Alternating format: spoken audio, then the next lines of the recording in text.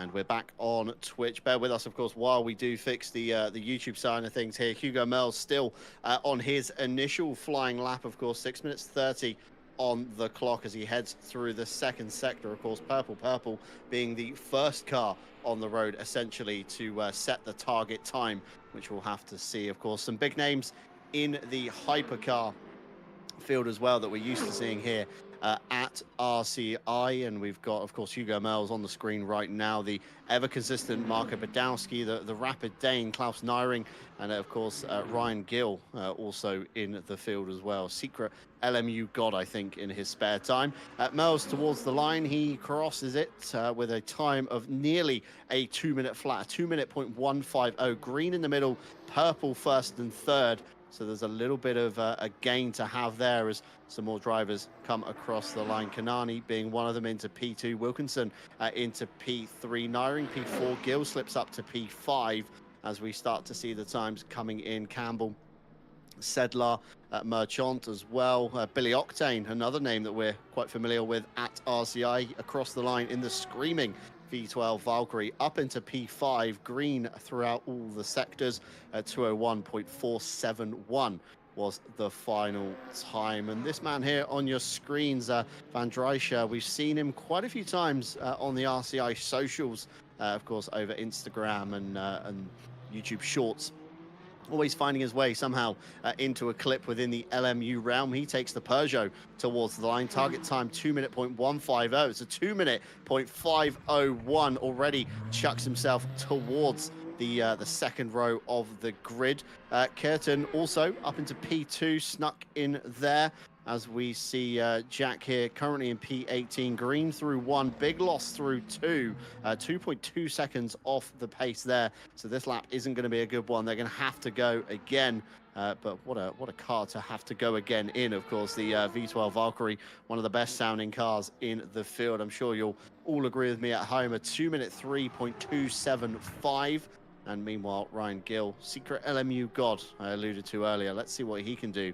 Had a very strong run in the LMGT races that I managed to catch Ryan Gill in. And let's just ride on board as he begins the climb up through 16, through 17. Let's just listen for a moment to the V12 as he heads towards Blanchimont.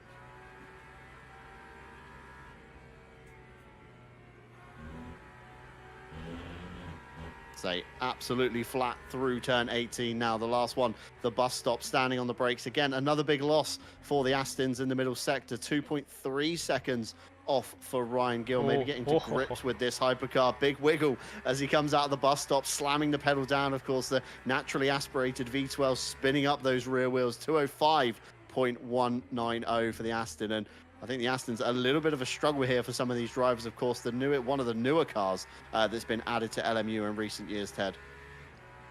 Yeah, and it sounds amazing. Now, Cadillac sounds better, but you can't say no to a V12. So, hopefully, we know Ryan's a good driver. He's pretty quick in LMU. He's driven it since day one, since it was released.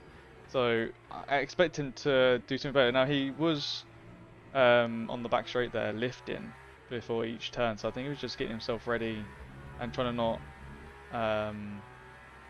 just use too much fuel, so he can try and get another lap or two.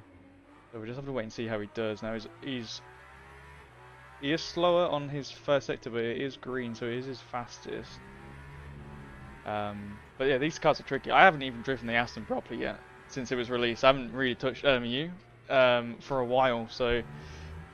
But I know from experience that it is difficult to drive these cars. Now these guys may seem like they make it look like it's really easy, but when you actually get in one and try and understand how they work, it's difficult. But obviously, Aston Martin it doesn't have a hybrid system, just full V8 engine, V12 engine. I beg my pardon. Compared to some of the other cars. Oh, that's going to be invalid. That was a massive snap, John. Yeah, very big snap there from Ryan Gill as he came out at the curve to Paul Frere to begin his climb up the hill. Instantly managed to catch it, but threw himself off into the gravel. So invalidation there for Ryan Gill. It should be enough time though. Looking at the clock, still just under 2 minutes to go as we ride on board here with Marco Badowski, the top gear of the Ferrari, kind of in the Setting way up with for the another rear view one. mirror and rear camera, but we're heading up to the bus stop, setting himself up for another lap here. Currently P10, looking for an improvement is Marco Badowski. George Barr, one of two Toyotas, I believe, in the field tonight in the hypercar category. Again, a fantastic livery in game, the commemorative Le Mans livery, I believe, on that car. If my eyes don't deceive me, I could actually be wrong looking at that, but does look very akin to the classic Le Mans livery they did run in honor Does look like it. of course, Toyota's celebration. Indeed. I'm agreeing with you there, Ted. I'm pretty convinced now after watching that car through the middle sector. I'm convincing myself that is the classic livery. We haven't touched on it either, but a limited tyre set in this event or this season, should we say. Each driver does have a limited allocation of 8 slick tyres, so essentially 2 full sets to use across qualifying and the race. And you can, of course, mix and match soft, medium or hard as the game allows. Wet tyres are unlimited if the conditions do call for them, but practice sessions were free of these limits, so drivers could, use however many softs or mediums they wanted to kind of get to grips with the qualifying format or the length of that, or maybe even run 20 minutes in a race to see how they fare up. But it's all going to be about strategy. Of course, today, Ted, it's, very good running, endless laps of qualifying using the full 10 minutes, but then, of course, you're going to hurt that tyre later on when we come to the pit stop. Some drivers probably electing to maybe cut their first stint short if they've had a longer qualifying session. But then on the flip side, you could go much longer if you've had a shorter qualifying session and vice versa. So it's all going to be about, whoa, big rear lock there from Kanani. That's one way. That is one way to enter the pit lane, Ted, but very well held from the Turkish driver there. Yeah, it's going to be interesting to see what tyres. Obviously, 2 different tyres, hard compound tyres for these hypercars. So I'm expecting people to start on mediums, but obviously we've seen people who use mediums, people who use softs. So it'll be interesting to see what happens. Marco Badowski, where does he end up? He's still 11th. And we've got Badowski, Barr, Gill, Peter Varga, and Jack Madonga all down below P10 in the second half of the grid. That's very interesting, John. We've seen these guys higher up than that in previous races, last season, for instance. So it is interesting. Now, I have got some news. Jack Mandonga is not on the controller tonight. They are on a wheel. Big news there. That's a good insight there. Of course, that could be another reason why they are so far down out of contention. 3.5 seconds off the hypercar pole. Taken by Hugo Melz in the end. It was a 1:59.7, I believe, just before the timing tower faded away there. So a very quick time, and it's kind of what we expected. Of course, from Hugo Melz, very kind of rehearsed in the ACC esports scene and transferring over. Here we go on your screen at the moment to of course, Le Mans Ultimate. Louis Curtin, the younger of the 2 Curtins, I believe, in P2, a very admirable effort from the young driver there. Van der Vecken, half a second off, just under. Klaus Nyring, we expected him to be relatively high up. Van Drijscher, also not too far behind. Sunayev, again, a very small gap. It's small gaps between all of these midfield drivers, so it should make for some very exciting racing once, of course, we throw the added mix of the LMGT3s in as well. Kanani, who's going for drift of the day, I think, today. I'm going to put him fairly at the top already in the qualifying session. Reese Wilkinson, just a second off. Billy Octane, not too far behind him. And Yannick Sedler rounds out your top 10. 1.4 seconds separates, of course, the top 10. Marco Badowski, a little outside of it. We expected him a tiny bit higher up. George Barr just behind him as well. Martin Mares, 2.2 seconds now. We're into the 2 seconds. Ryan Gill, way off the pace there, 2.4 seconds. Let's see how he can turn it around in the race. Colin Campbell, 2.5 seconds.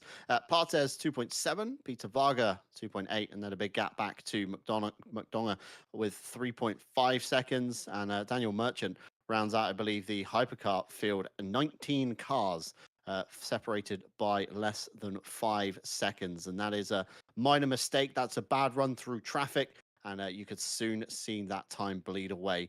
Pole sitter LMGT3, Carlos Calatayud. Christoph Verstappen, not too far behind him. Maciek in third, just under half a second, with Olivier just behind him.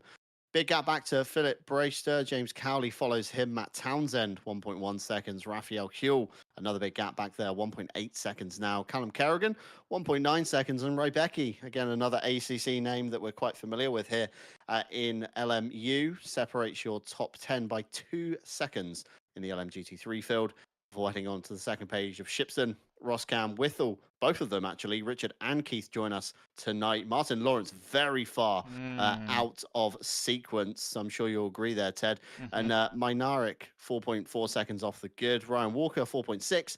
And Frank Forrest, 4.6 also. So we have a few gaps that are quite close throughout the fields. We're expecting to see a few good fights along the way. And of course, with the added mix of traffic management and tyre management as well, with the limited 2 sets of tyres, it's certainly going to make for a very interesting race here as we run through the grid with the fancy on-screen graphics, so we know exactly who is in what car. Of course, any carbon liveried cars are in the custom livery aspect, so we'll have to keep an eye out for those guys. And Ted, it's going to be, I fear, a Hugo Mel's walkover at this point, but the added, traffic management inside there as well, I think that's going to be the curveball that maybe separates a few of these drivers tonight. And we could see some drivers climbing up through the ranks once the traffic does play its part. Yeah, I mean, we know Mel's now from last season. He walked it so easily, and he's so good with his fuel. He's so good with his tyres, and he's just such a good driver in this sim. Obviously, Louis Curtin, not that far behind really, is going to be quite interesting to see how they can challenge Hugo. Now, obviously, you just got to have a clean race. That's the whole point, and that's what Hugo Mels does, is just keeps it clean. Obviously, being at the front, being the lead is the easiest thing to keep your race going. And especially when you start pulling the gap, you sort of just relax a bit more, and that's what these other guys, I wouldn't say struggle with, but then you're trying to fight, you're trying to gain time, you're making mistakes, you lock up, you brake too late, you get the rear a little bit sideways, going into a corner or whatever, and that's when you start losing time. You start graining and degrading the tyres. So it's going to be interesting to see. But like I say, we've got Billy Octane in P10, you got Marko Badowski 11th, George Ballard 12th, Gill in 14th, Varga in 17th, and Madonna in 18th is odd to see. And the same with Martin Laurent, 15th in LMGT3, is something I didn't think I would see, because he's normally coming to the session a bit late, and he's normally gone around, got a 1 lap or 2 laps in, and on his final lap he'll put in a smashing time and he'll be top 5. Now, we've seen it before where he's not done so well, and he's come from the back and he's made good places and got onto a podium. So we'll have to wait and see what he can pull out of the hat tonight. But it's going to be very interesting. I'm just trying to find the right camera here. All manual work over here. It's we've got indeed one hypercar in the pits. Janek P10 didn't go to grid. There you go, they're going to go and wait. Slight gap on the grid for the missing hypercar. But of course, we get underway. Ted on double duty tonight, so camera work and comms work. So we'll have to put Ted under a little bit of pressure. But Yannick Sedler making his way towards the pit exit as the hypercar grid begins to form. Hugo Mels, of course, at the front. We see the pit limiter lights flashing on a lot of these cars to maintain the minimum speed.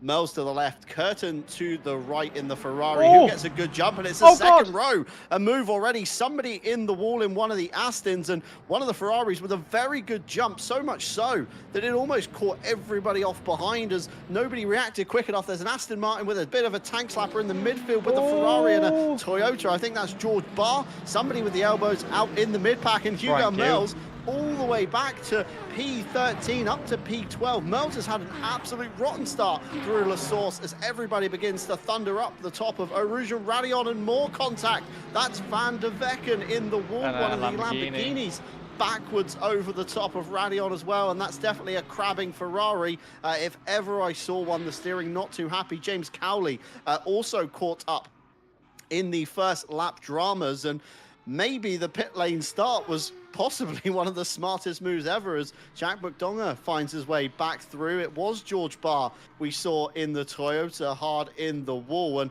that's the back end of the LMGT3s just going through La Source. You can see Sedler just ahead of them as well. They've got away with a relatively clean start, but very chaotic, Ted. It almost looked like the front row just didn't react to the green flag. And young Louis Curtin already at the head of the field with a commanding lead over Sunyaev. Van Drijcher following, but Polster to Hugo Merls, P9, Ted. Yeah, I'll have to find a replay manually in a second once these guys sort of get spread out a little bit, because that was hectic to say the least from the whole grid. As we see 3 wide coming out of, is that Puon, if I'm right, John? Yep, you're right. But yeah, it's crazy right now, and to think this is an hour and 20-minute race, these guys are racing like it's 10 minutes. And obviously here comes Setnik trying to get past everyone, doing a pit lane start. Not sure if that was intentional or not, but my God, that was something. That was, yeah, speechless.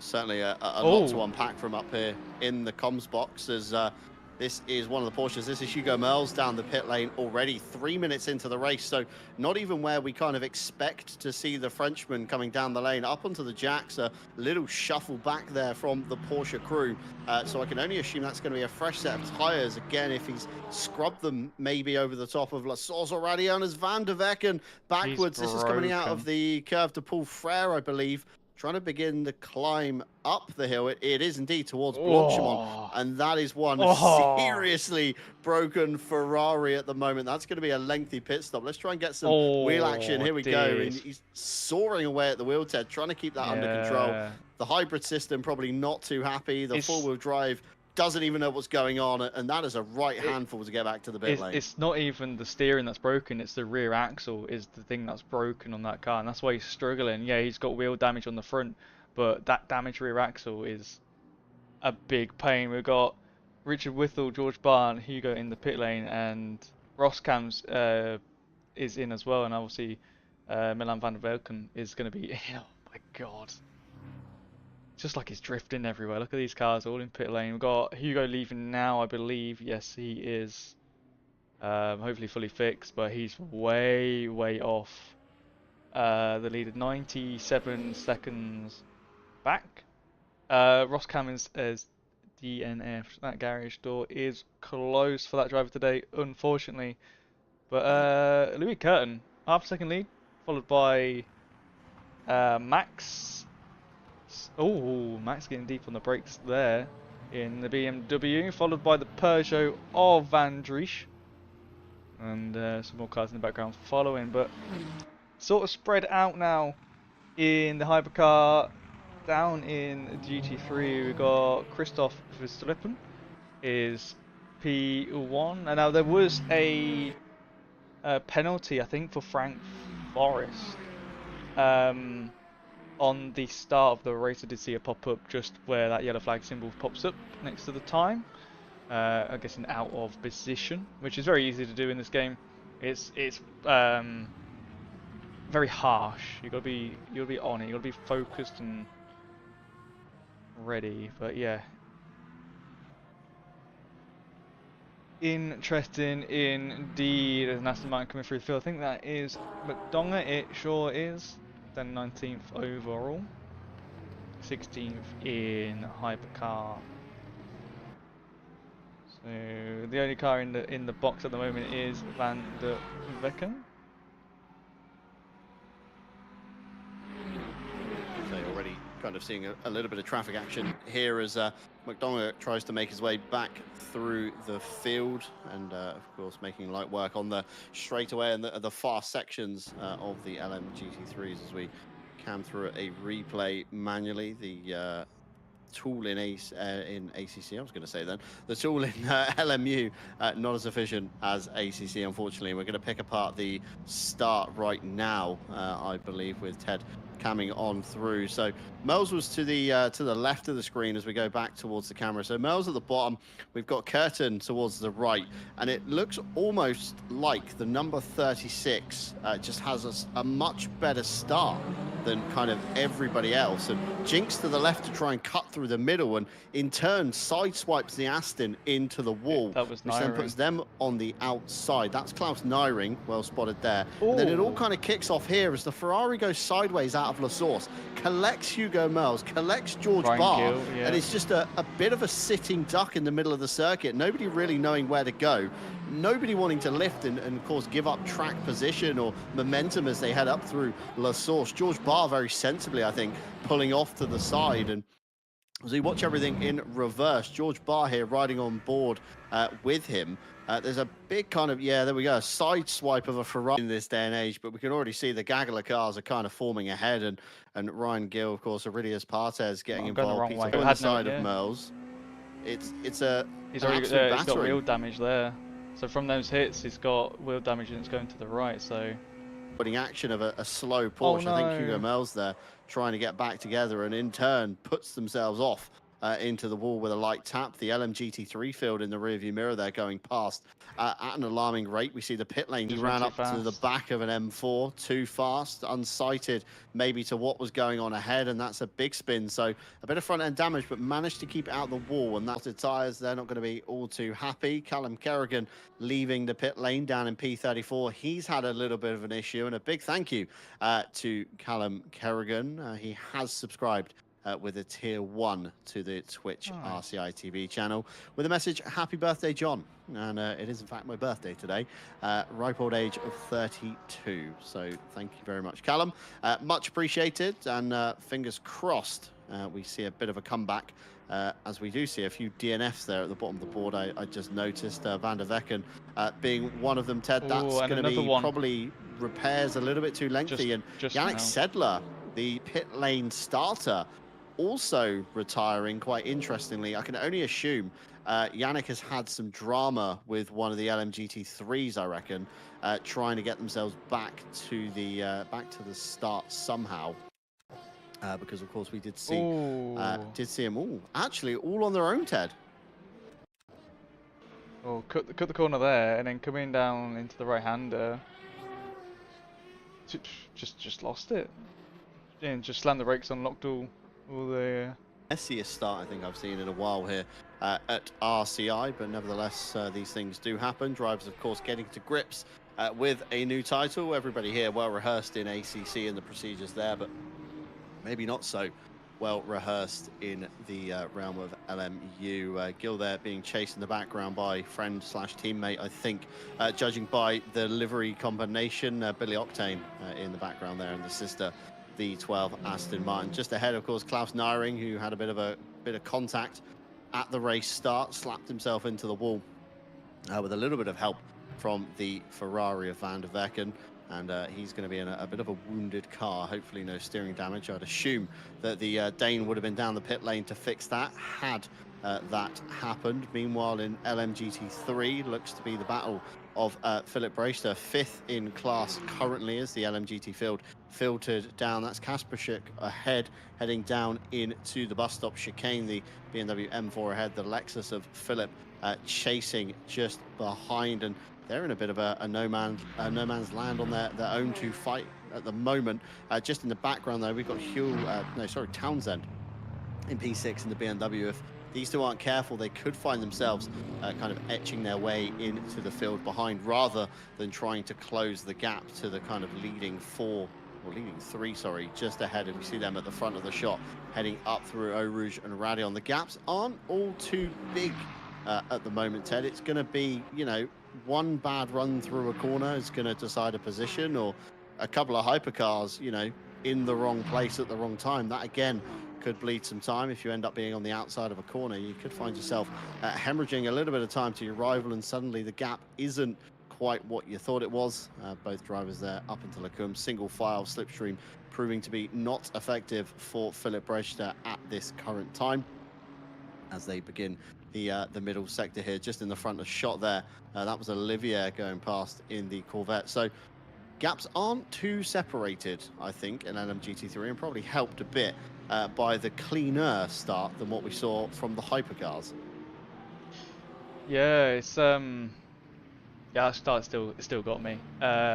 You know, the start finish is very wide for the track, and obviously into turn one is very tight. But they were crashing beforehand, and it just goes to show that 3 wide through there is difficult. And I think that's just a car getting out of the way. Oh, look at this traffic already, John. We're only almost 14 minutes into this race, and we're already lapping GT3s. But yeah, it's I wouldn't want to be in this race right now with that start. I think I would have been in the wall with a few people. 3 wide. Oh dear, BMW in the middle. That must have been scary. These Peugeots fighting for 3rd place. It's lovely to see the fight going on. Now let's have a look at everyone's tyres, John. Mixture of tyres. Curtin on the mediums, Max on the softs. The only car on the softs, actually. That's quite interesting. See, I would have started on the mediums just to I think I would just stay with the mediums actually, John, for the whole race. Due to the tyre wear, softs will burn out pretty quickly. I'm not sure what the temperature is, but I'm guessing it's pretty warm. Yeah, I think Ryan Gill said 26 degrees in a message to me, so relatively warm. And like you say, I'm very surprised we have a car on softs of Sunyaev. Maybe thinking he could get, you know, a bit of a better start on the softer tyre, find his way to the front, get some clean air, and kind of try and run away in the BMW V8 hybrid, but hasn't been able to. Of course, young Olivier Curtin kind of getting his teeth stuck in. Sorry, Louis Curtin, isn't it? Is it Louis or Olivia? I've completely forgotten. It is Louis in today. Completely running away already. 3.7, 3.5 as we come through Lecum to the good. That's quite a lead opened up. And Sunyaev equally in his own kind of no man's land with Kanani 3 seconds behind. But coming through the traffic now, it's going to be a bit of a juggling act of trying to dispatch of these LMGT3s as fast as you can. But also as safe as you can already, as we see another retiree, George Barr. He was one of the drivers off at the start and has since pulled himself back into the garage as Ted just tries to figure out what has happened to the Scottish driver. Through Lecum they go. No, he's not. Got a little bit of traffic ahead of him, pitches it into the right over the curb nicely, and again, I think it's died again. I think it has. I think more hardware issues plaguing George Barr at the moment, and probably a big one from Rybecki. That looks like it's down at Stavelot, possibly coming out of the curve to Paul Frere. Just trying to find the replay here with Ted as we find Rybecki in the wall. He's gone in backwards quite hard, but the front end also damaged. So let's have a look. It's not. It's actually up at Lecum. He doesn't have a front wheel. It's down towards Bruxelles. So let's rewind it. Let's have a look at what's happened. So it's happened a long way away in the lap. It's happened all the way at Eau Rouge and Radion. As he goes through the first part of Eau Rouge, takes a bit of curb, a bit of a wiggle, comes over the back, over Radion backwards into the tyre bale, and thinks, you know what, I'm gonna get away with that. That's the wheel making an escape in the background. Does he know he's lost the wheel? Surely he would see the car kind of dropped on one side. Yeah, he's keeping it off to the right-hand side, of course. Splitter on the M4 GT3 Evo, dragging its way all the way down the straight there into Lecum. Realizes probably it hasn't got a brake disc or anything on that side. Off it goes, backwards into the extra runoff. Sensibly reverses it, I would say, to get it back underway. A little bit of a desync happening. Not sure what's going on there, but gets back underway. Rybecki, of course, coming through the outside of the corner into clear air. Very safe rejoin. 10 points there. All the way down to Bruxelles, and I think as he's stood on the pedal again for Bruxelles, it's snapped him towards the inside of the corner. Ignore that. Through the wall, a bit of a desync. And into the wall backwards. And that's going to be day done for the Czech driver, Rybecki. Such a shame. Again, a name that we're quite familiar with here at RCI, as we see more lap traffic going on. Varga all the way around the outside at Poole, and that's a very scary thing to witness, especially over that exit curb, Ted. It's not the most flattest of curbs, and especially when you're clattering it in a hypercar, it's definitely not the curb you want to be hitting.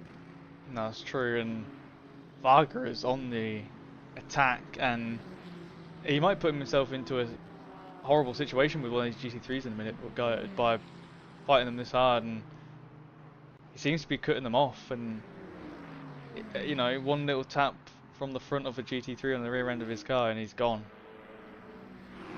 So he's got to be so careful coming into the braking zone, trying to outbrake the GT3. Now they'll be better on the brakes than the hypercar due to, you know, having ABS and that, and a little bit slower, so they don't need to slam as hard on the brakes as the hypercar does. But yeah, someone's gonna end up having a crash soon, and we'll probably see it, because I don't miss anything, do I, John? Absolutely not, Ted. Very sharp eye on the cameras, even on double duty. I don't think you'll be missing anything tonight, so we'll see how that plays out. And of course, it's a bit of a key aspect of traffic management as the faster car, of course, in racing rules. It's always the faster car that has to make the pass safely regardless. You know, it's all on the faster car. So in this series, of course, the hypercar is the fastest of the two categories. And, you know, pulling across after you've overtaken an LMGT3 and standing on the brake with the, you know, the retardation of the hybrid system, slowing you down a little bit sharper than what the LMGT3s can. It's something that can catch out a few LMGT3 drivers, and I'm sure we'll be seeing it in the series at some point. But a hypercar goes steaming through, pulls across the front in the braking zone of LMGT3. LMGT3 can't react in time, into the back as we see elbows out there. That's going to be Ryan Gill or Billy Octane. I'm not sure which one. Similar livery. Let's have a look. It's not Billy Octane. It's not Ryan Gill. I'm going to take that back. I don't know who that was, but it was certainly an Aston of some kind. Philip Brazier, of course, there with front row seats to the whole thing. That's lost him a lot of time to the back of the BMW ahead. I've noticed we have lost Olivia out of the fight. They're down in P7. I'm wondering if they've taken their pit stop. But I mean, being 8 seconds off the car ahead and quickly adding up, it's only about a 15-20 second gap. So I'm not too sure on that one, as Carlos Calatayud into P2, of course. Christopher Strapen, another name that we're familiar with in the GT3 world, as the Phantom Black Aston makes its way back through again. Much cleaner pass through Blanchimont on Carlos Calatayud, and coming up towards the bus stop. We need to solve the mystery of who is in this custom Aston Martin. Oh, a little bit of a menace. There we go. Daniel Merchant, elbows out for the French driver, trying to make his way back through, currently in P13. So still some positions and time to gain there. And I think it's all going to come down to these the pit stops and tyre choices, of course, being on the right tyre at the right time. We've seen lots of mediums in the race. Will the medium guys try and go quite long, Ted? And maybe a few of them have got you know, a scrubbed in set of softs up the sleeve from qualifying that they can make kind of use of in the later stages of the race? Or will we see, you know, fresh mediums being pulled out halfway through and drivers kind of splitting the race equally down the middle? Of course, an hour 20 on the clock tonight, so that's kind of you know, halfway through the middle of that. Pull yourself in, grab some more virtual energy and some fuel. Picked Ryan Gill's brains earlier as LMU master that he is on rough run times. He's assured me nobody can do a zero stop race, even with extreme fuel saving. So that is completely off the cards. Spa is about 45 to 50 minutes per stint average.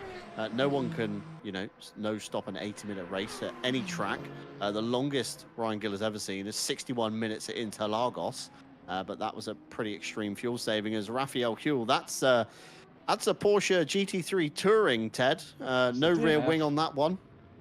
That's another DNF to add to the cards. Ted Edwards, our expert broadcaster, going to find his way through the cameras and find out what happened. Towards the top of Les Combes, Raphael Huell goes. Nobody really close, nobody really behind. There's a hypercar behind, but doesn't look close enough. Over the inside curb and the back end lets go. Aston Martin just about figures out which way to go, left or right.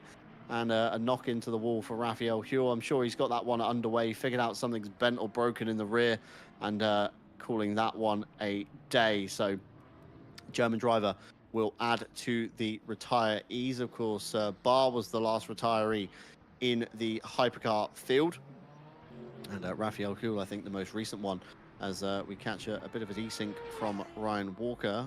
Is he in the pits, Ted, or is he in the garage? He's there. He has had a crash, but I'm not sure where. It was during that replay we were just watching, so might need to speed up a little bit because he was yellow flagged.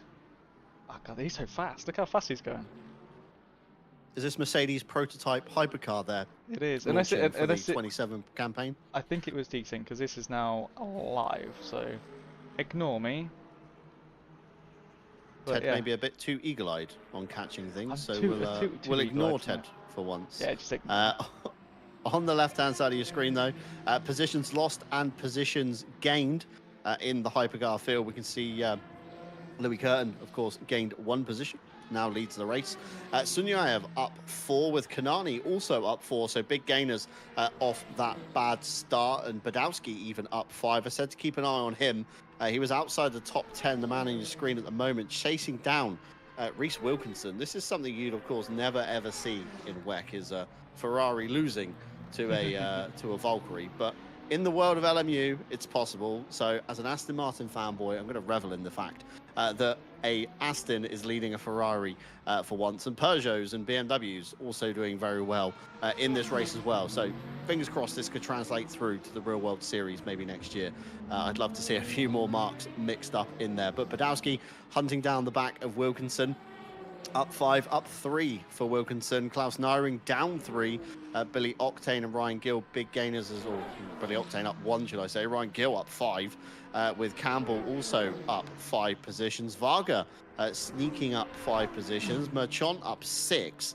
And of course, the biggest loser in the field at the moment, Hugo Merls, down 15 from that dreadful start. But the crucial thing, Ted, is this is round 1. Of course, of a 6-round calendar. So you have a bad start to the season, you've still got time to pull it back. Whereas if this was the last round of the season for Hugo Merls and he's teetering on the points, this is detrimental. So at least the French driver has time in the next 5 rounds to turn this one around. Yeah, he sure does. And we know Hugo's great at this sim, and you know, he's good in the car he chooses. He's never switched away from it, so we'll see him do better in later on in the series. But yeah, it's just unfortunate with the lap 1 incidents after, you know, before T1 and after T1. Oh, Reese just getting a little bit wide there, getting the rear out a little bit. Can Marco capitalise on that? He can't right now, but that Valkyrie looks a bit slippy on the rear compared to that Ferrari, and we can see Nyring in the background, only 2.5 seconds back. So if these guys keep fighting, then he'll be able to gain some time back, and it'll be a 3-way fight for 5th place. But as of right now, we've got 6 DNFs so far, 3 from each class, so keeping it even still, but very unfortunate to see. 53 minutes left to go. I think, if I'm right, the hypercars can do about 45 minutes on a stint to 50, depending if they're fuel saving or whatnot. Now we have seen some hypercar drivers clutching, which is basically they put their clutch in, and it just free wheels all the way to the braking zone, and they can brake later. Oh, here we are. 2 wide going down the Kimmel Straight. And Marco takes a position away from Wilkinson there. Will Wilkinson be able to fight back in the Aston? But yeah, we'll see some drivers when they're not fighting or in the slipstream, they'll just be clutching in the car, which then stops them from using as much fuel. It's basically a fuel saving technique. It's the same as just lifting off before a corner and just free coasting it all the way down. Oh no, just seen a DNF from the Lexus. So let's have a look at what has caused the Czech driver Philip Brejcha to DNF. Again, used to be in our RCI esports team, has since flown the nest to Brabham. And exactly as I said in qualifying, Ted, on the bit of a run through we had of the circuit, very careful on the weight transfer. And Brejcha looked like he flicked the car too hard, and the back end just had no grip to give. And unfortunately backwards into the wall. Yeah. Big rear end damage, and Philip back to the pit lane. Garage door down. Meanwhile, a fight for the race lead, though. Christoph Verstappen coming under fire from Carlos Calatayud. We're not seeing double here. This is two separate Aston Martins drafting each other down towards Eau Rouge, and through Radion they'll go. And who gets the better run out of Radion is the crucial thing, because it's a long drag up to the top of Lake Cum. It's an ever so slight uphill straight, and you don't really realize it until you walk it in real life, and it's very, very steep as Verstappen goes on the defensive. Calatayud going the long way round. There's a rub between the two, and it sets Calatayud up for the inside line, as that switches back to Verstappen for the exit of Lake Cum, and they will keep the places they entered in. But it looks like a little bit of a rundown for the Spaniard into Bruxelles, and the Belgian covers it off very nicely indeed. Christoph Verstappen will keep the lead as they head towards No Name. The gap opens up a little bit more, and that got very dicey very quickly between these two drivers. And it's all it takes in GT3 racing these days is a couple of bad runs through a corner, and all of a sudden your opponent is all over the back of you like a rash. Yeah, Calatayud there coming out of the Kemmel Straight, just trying to cut across a bit too early and having a bit of contact. That could have been, if he was a bit more forward and Verstappen hit his rear end, then I think that Aston of Carlos would have been round and wouldn't be fighting now. So it's just got to be so careful. These cars, they're heavy cars, you know, they weigh a ton or more, but the thing is they become very light when the aerodynamics don't work when you're sideways. So you got to be so careful. As we saw with Brejcha with the Lexus, he weight transferred too quickly. He just went from right and just flicked it left, and you can't do that in this sim. It's completely different from like ACC, whereas you know in that sim you can just sort of flick the car and the car will go within reason. Obviously this sim is completely different. I do like it because it, you know, you can't just go flat out all the time and push the car to its limit, because you can go through a corner so many times and it'll be different so many times. You just got to be so careful of how you handle the car, and it goes for GT3, LMP2, and hypercar. So you gotta treat them like a lady. Treat them nice. Some lady advice there from Ted Edwards. Treat them nice. Much like the cars in LMU, something to bear in mind there.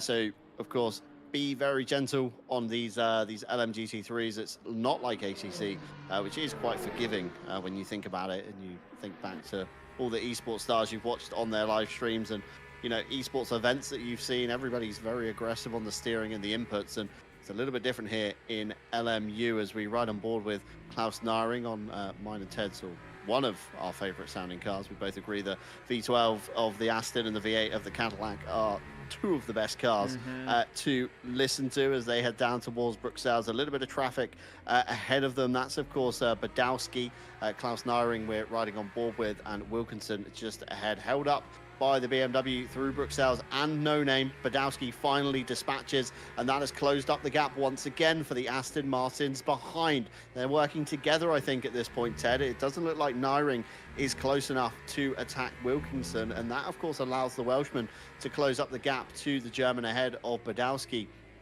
as they head through the right-left that we've seen Brejcha fall foul of out into the back end of Stavolo, the one of the lowest points of the circuit, before beginning the climb up the hill. And again, a little bit more traffic ahead. It should be an easy dispatch this time for the hypercars, as of course the straight line speed outweighs any cornering advantages there. And that's one of the BMWs. I think that's Kasperks in P3 in LMGT3. So he's in a bit of a no man's land now. 5.5 seconds off the back of Calatayud, and around about 0.8, I think, ahead as the live gaps continue to update, just ahead of Townsend, who has an equally big gap back to Olivier in the Corvette as well. So gaps beginning to open up. Curtin leads very commandingly now, as we see a lock-up from Wilkinson nearly into the back, and that's the LMGT3 leaders that we're now seeing ahead as the hypercar field begins to try and filter through. Badowski looks like he's going to manage it. Wilkinson's going to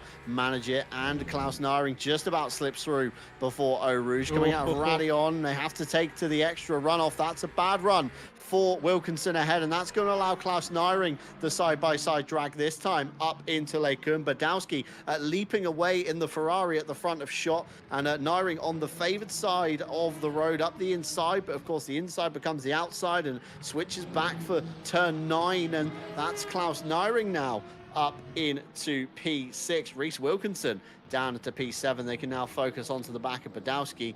Maybe Naring saw the chance and thought, you know what, we were working together, but now we're going to go solo. We're going to go toe-to-toe. Who is the best driver?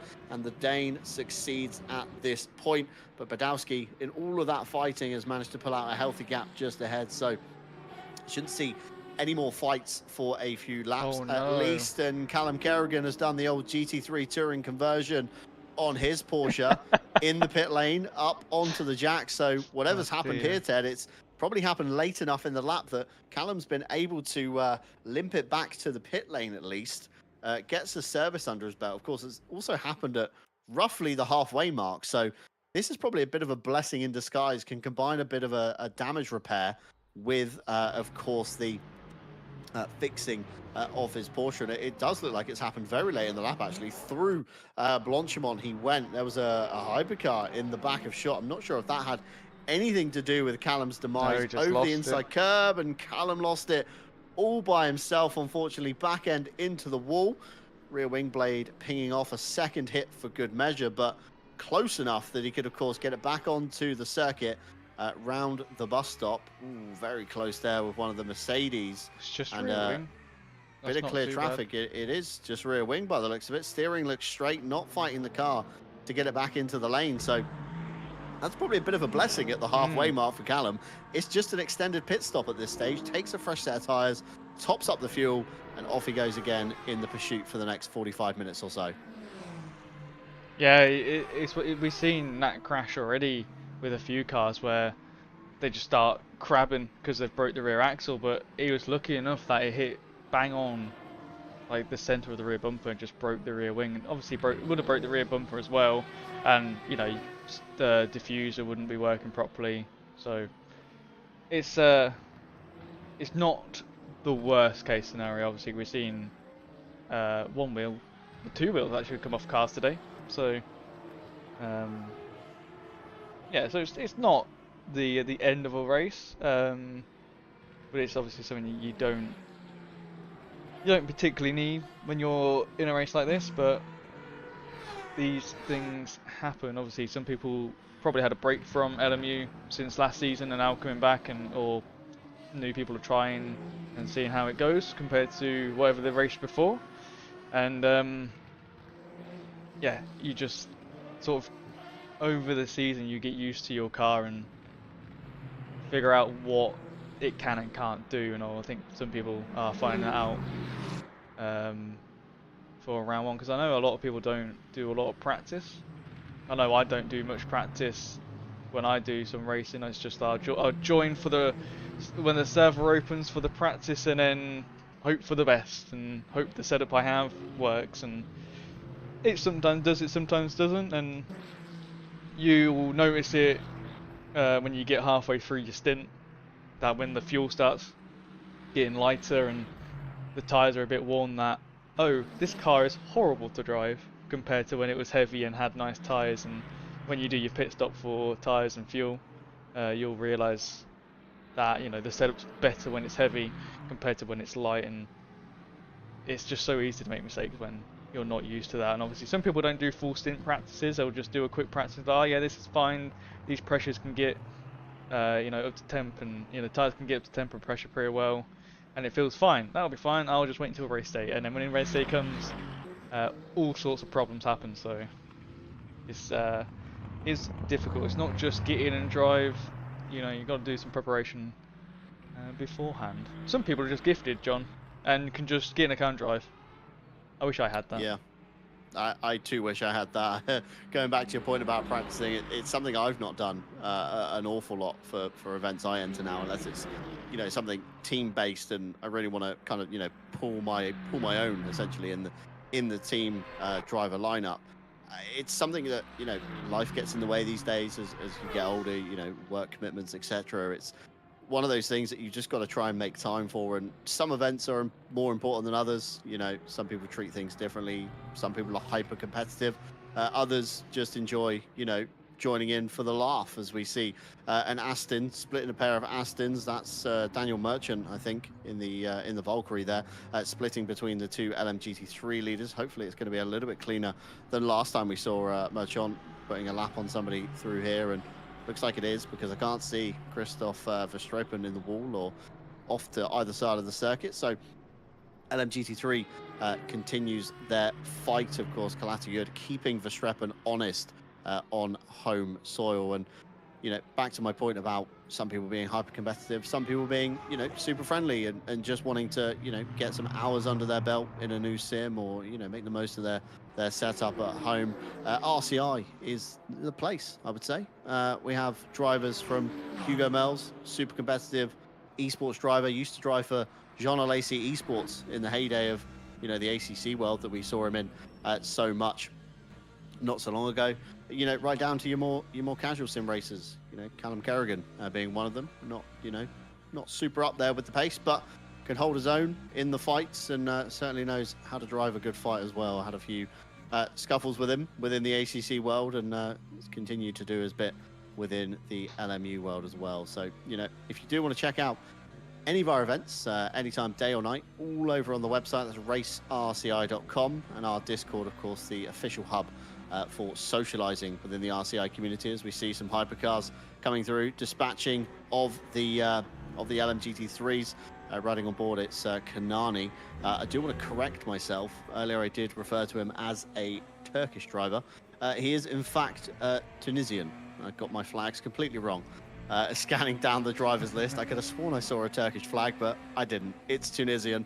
I do apologize on that one. Sunyaev, though, absorbing all the pressure the Peugeot driver is putting on them. Oh. We know that Sunyaev, of course, is on those soft tires, Ted, and looking at the cornering difference, I'm not sure if the Porsche held up the BMW, but there was a definite disadvantage there for the V8 hybrid. And could this be what we're seeing, the softs beginning to drop off? Of course, we're way over the halfway point at this stage, and the mediums now coming into their own as Kanani to the inside of the bus stop, getting pitched towards the inside curb. Both drivers surviving. Kanani having to go the long way around, but not able to do so in the Peugeot. But look in the background, Van Drijcher is coming into this fight as well. So we're about to have soon a three-way fight if these two begin scrapping anymore. With a little bit of traffic ahead, the LMGT3 Mercedes could be the spanner in the works for this fight as they begin to catch him down to Eau Rouge. It's always a heart-in-mouth moment as they approach the BMW, slips on through the Peugeot, trying to go the long way around, straight lining the top of Radion. That's probably going to be a warning for cutting the track, or possibly even a slowdown there for the Peugeot. And Van Drijcher is going to bring himself in a big wobble there from Kanani, nearly put himself onto the grass up towards the top of Lake Coombe. The gaps have opened up a little bit, but Kanani certainly looking like the faster car at this stage, Ted. Yeah, it sure is. And then just looking on the left-hand side, Gill's in the pit lane for energy and probably tyres, and some of these guys are low as well. They're all about the same. Campbell and Martin Mayers are 16% and 10%, and Merchant's 15 as well. So I don't know if they've already done a pit, or they're really good at saving their energy, or it's a Aston Martin, I'm not too sure. But then I'm looking at Octane is on 8%, obviously Gill's already come in. I think the Astons use quite a bit more due to being naturally aspirated and no hybrid system, because it's literally just a bop for them. Compared to actually energy being used. And Kanani trying to get on the inside. That is both Peugeots going off. Kanani not happy. Here comes Van Drijcher going up the inside into the left-hander now. This is going to be scary. Gets past before. Oh, will Kanani try and do a late break? Van Dries on the inside, Kanani on the outside. A little bit squeezed, nothing too bad. There'll be a switchback bear exit from Kanani. Is not going to happen. I think it's got a bit more speed, but almost taken to the grass, John. It's not what you want to do. Deary me. Say drivers have paid for the track, Ted, and I think we're going to use it all tonight. As we see a lot of drivers dipping into the grass and gravel. 2 Peugeots dispatching of the Mercedes as they head through Eau Rouge and Raidillon. That's allowed, of course, Sunyaev in the BMW to escape up the road somewhat. Now we've got the inter-manufacturer battle at the moment. The slipstream from Kanani through Raidillon. Van Dries is going to go defensive as they head down the Kemmel Straight, almost bump drafting each other NASCAR style. The overlap isn't there. The last of the late breakers. Kanani tries to go the long way around. There's a bit of grip there, but he dips below the white line, and a bit of contact once again between the 2 Peugeots. This is getting very scrappy as they head out to Bruxelles. The inside line for Kanani once again. Van Dries tries to pitch them down, but no luck there. Kanani up the inside, back into 3rd place. But Ted, that's going to be a very big time loss onto the back of that BMW V8 hybrid, and so near the pit stops as well. You want to minimize the time loss as much as you can. Yeah, 2.2 seconds to the BMW. Nyring, Varga, Wilkinson, Merchant all in the pit lane getting energy. These guys should be in this lap as well. I think everyone will be in this lap. Yellow flag is pulled out for Martin Mears. Oh dear, John. Yeah, that's not good. The old Austin Powers maneuver, 3-point turn. I think that was an LMGT3 about to come into shot. You saw exactly what I saw there, Ted. Let's have a look, see if we can catch what's happened to the Toyota. Martin Mears there going through La Source as expected, down to Eau Rouge. Super speed here for the Toyota. Pulls up on a bit of traffic and looks like he tried to avoid the Mercedes. At the same point, the Mercedes was following the natural racing line. Tried to do the old Kevin Estra almost, I reckon, and misjudged the gap of the Mercedes into the wall hard. That broke the rear wing, and then an endless kind of spin down the grass towards the top of Lake Cumier. The Mercedes moving left. Martin Mears wanted the left as well, and unfortunately 2 into 1 definitely doesn't go. And you spin me right round, baby, right round, like a record, Ted. Right round, round. I want to see where this GT3 comes in. Hopefully it shows us. Because we saw this bit, and then the reverse. Oh, okay. That would be, yeah, it's fine. That was a bit of a decent going on, but he's still driving around. He's not quit. Badowski's got a red in the pit. Not sure what that's for. I don't know why the letters are red. That's interesting. I'm not sure. If someone does know at home, please tell me, because that's scary. Anybody in the chat? I know we've got Zach for Mark in the Twitch chat at the moment. Maybe he could decipher. Could it be for a penalty, Ted? Could he have exceeded his virtual energy usage? That's what I'm thinking. We might. Too deep? He's come out of pit lane. There's nothing been popped up near the time at the top.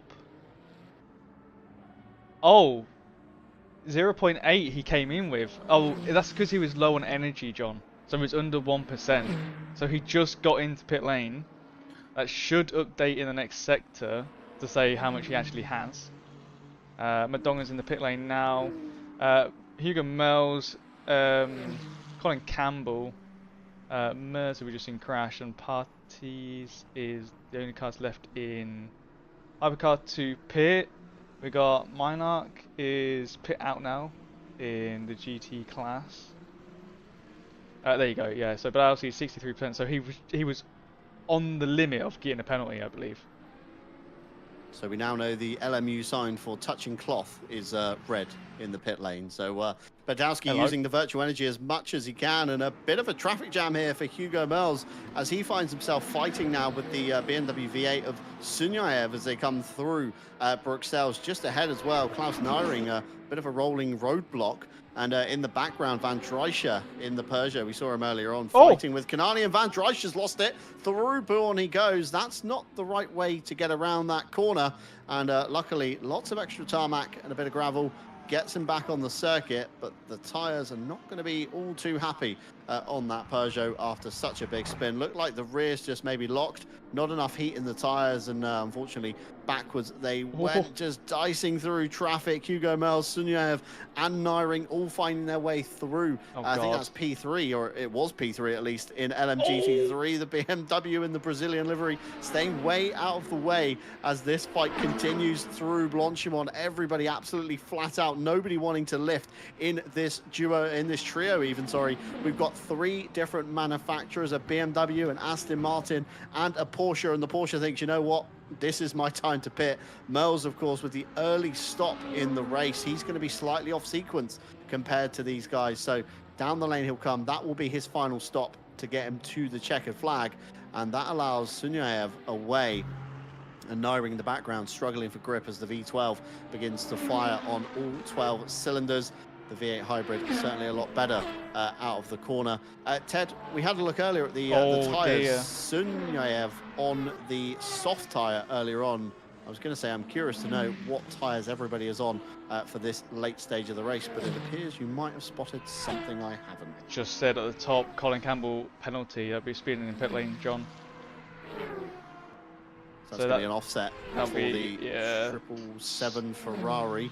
Stop and hold, I believe, is what it will give you. I'm not sure how long for, but yeah, that's sad to see. Unfortunately, all the hypercars have now pitted. We've got Parties and Mels in the box. Mels our pit out. Same with Vargas. So everyone's done their pit stops in the hypercar class. Now you want to have a look at tyres. Let's have a little look. Might update in a second. Wilkinson with 2 different sets of tyres in the car. Interesting to note, softs and mediums on the car for Wilkinson. Maybe not able to get the mediums up to temperature as much as he'd like, so electing for a slightly softer compound for the second half of the race. And young Louis Curtin out front. Soft tyres for him as well. Sunyaev was on soft tyres at the beginning, now on the mediums. Maybe not too happy with the drop-off. Hugo Mels, assuming he's coming out of the pit lane and crossed the sector line, that's medium for him as well. McDonough at the back of the grid there, P15, also on a set of softs, maybe trying to make a late charge to try and close up some of the gaps to the medium drivers, providing, of course, they can keep the tyres alive that long, Ted, to see the checkered flag. Yeah, so I'm just looking there. Yellows on the right side, which is mediums. Rear left for Wilkinson is a medium, and front left is a soft.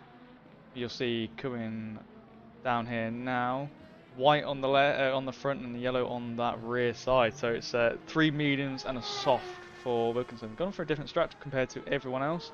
Campbell's in the pit lane to do his penalty as well. So very interesting indeed. Now let's go and have a little look at the GT3 class. So I want to see who's done pit stops and who hasn't. Everyone has. Shipson in the pit, and the other Whittle, which will be Richard, are in the box. Shipson is pit out now. Kerrigan done 2 pits, obviously in the normal and the damage they had earlier on. So that is everyone in the GT3 class done their pit stops, which is about the right time, just under an hour. Which makes sense for LM GT3 style cars. So yeah, very interesting indeed. And obviously they're all on the medium tyres. That's all they have. Just want to turn your attention, Ted. Who is in P4, who we spoke about earlier on being very far out of the grid. It's of course Martin Lawrence, started way down the order. Pit stops have cycled through, so in theory, providing nothing changes, nobody makes any mistakes, nobody gains or loses time, this is how the race would finish. Martin Lawrence just outside the podium positions. What did I say, John? I said he sometimes starts near the back and he'll just get his way through, and I think he's been quite clean. I don't know if there's a bit of damage on the front of that car that I saw in the close-up.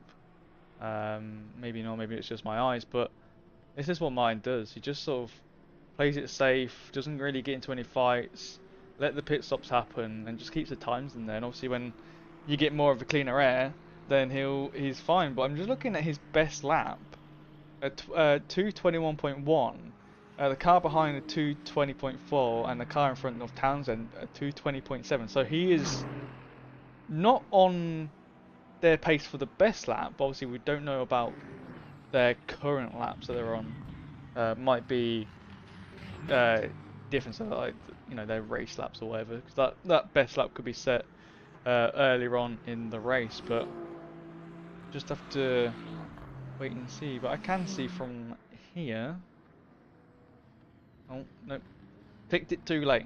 But yeah, we can see what their what his times would have been if I clicked it quick enough. But I mean, if he's still doing decent times, I'm looking at his sector times they're actually quicker than the cars around him. So he's obviously picked up the pace. The other guys have probably lost their pace. Maybe pushed too hard on the tyres. Probably still pushing too hard on the tyres right now, because obviously some of them have done pit stops and they'll have cold tyres due to no tyre warmers. So very interesting race so far. Pete Varga is pit out still in the hypercar class. He's done sector 1, so I think he is fine. But yeah, all pit stops done. The only thing now is if we see anyone in the pit lane, John, it's damage. Yeah, it's going to be damage, isn't it, or a penalty potentially. Met Martin Lawrence, ironically, at Spa, the very circuit we're driving today for the WEC round earlier on in the year, nearly on pace. We made a bit of an adventure. All of us met up, a couple of Swedes, a couple of British people, Sebastian from France. We kind of all assembled in Belgium. Had a great weekend at WEC. Met Martin Lawrence, Philip Bracer, Ryan Gill, bumped into him as well, and it's really surreal to see, you know, people you know from the internet you've raced with for years in person, and finally getting to speak to them. But yeah, it's definitely well worth it. If your sim racing community, anyone can get an event together, it's definitely worth trying to assemble in person, and WEC is one of those events that you can't describe until you're there. It was a magical weekend, and hearing the cars in person, Cadillac definitely up there with the best sounding noise. Don't tease me. Through Eau Rouge, Ted, the grandstand, it captures all the sound. It goes kind of over your head, throws it back down, and kind of rumbles through your seat. It's really something to experience, is the word I wanted. As Billy Octane and Ryan Gill fly the V12 Valkyries through Eau Rouge and Radion. Probably working together at this stage. I can't imagine they're going to start battling each other. I think Billy definitely lifted there as Ryan got towards the braking zone of Lecom. Maybe again, 2 different virtual energy usages, 2 different fuel usage, maybe wanting to save a little bit as we get to see the fantastic wet graphics. It's one thing I love about LMU is how much the on-screen displays kind of relate to what you see on TV. I know, of course, the TV package has had an upgrade recently, but you know, the previous package, it's great to see similar things to what you would, you know, see in person. The throttle and brake inputs, the gear numbers cycling around, the revs and the speed on the left, and it's almost like watching a real WEC race. It's super easy to follow LMU as a spectator, and I'll be very interested to see when this game kind of, you know, fully takes off essentially into the world of esports, maybe with some paid competitions. It'd be very interesting to watch from that point of view. Of course, we've got a big update in the pipeline for LMU with the European Le Mans Series update on the horizon.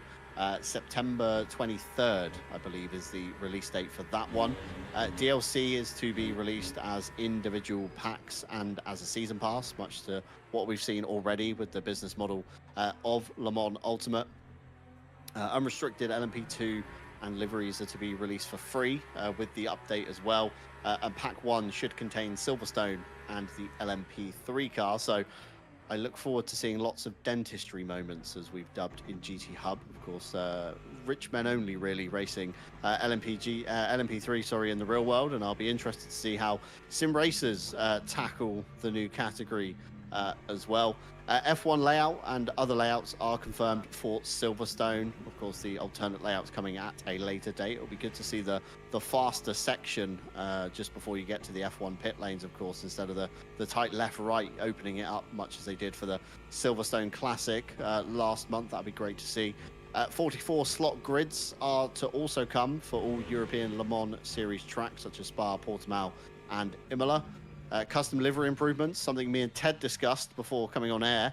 Of course, custom liveries being a thing here in LMU, as we see the battle essentially for the bottom step of the podium. Martin Lawrence now within earshot of Matt Townsend in the BMW. So the Czech driver with a bit of a task on his hand, 22 minutes on the clock. Can Martin Lawrence get through this BMW? And I reckon he probably could, Ted. But as we were discussing, of course, the overlays, blanking out manufacturers for custom liveries, hiding the car number as well, makes it a little bit harder for us up here in the comms box to follow what is going on. So I'm excited to see that as Matt Townsend gets a very bad run through Eau Rouge and Radion. Martin Lawrence basically sails past him like he stood still. Townsend tucks back in to try and maximize the slipstream to see if he can pull that BMW back into the fight as they head up towards Lacombe, but I think it's too little too late. Martin Lawrence up into P3, 22.5 seconds to the back of Calatayud, 21 minutes on the clock. So it's basically going to be a second a minute for Lawrence. And I think that even for Martin Lawrence, as we dubbed him Jesus, I think that's going to be an absolute miracle to try and work for the Czech driver. But you never know what's on the horizon. Let's see how this one pans out. Of course, traffic could be the unexpected spanner in the works for Lawrence. Of course, more regional hosting for leagues, EU, NA, and of course, Asia Pacific. Improved UI for car selection, that'll be an interesting one to see. Track IR getting implemented. I'm not even sure anybody truly uses Track IR anymore, but there must be a market for it still. I remember that was very new tech, probably about 15 years ago now, I think we're talking. And of course, we've got VR since then, and you know, the Tobii eye tracker software, that's another thing to look into.